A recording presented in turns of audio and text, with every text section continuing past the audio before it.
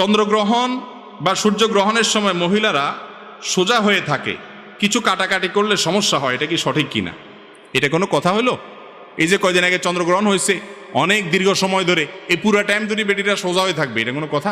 তো 2 নম্বর মাসআলা, যত ভুয়া ফতোয়াবাজি চলে এর বেশিরভাগ চলে হলো মহিলাদের বিরুদ্ধে।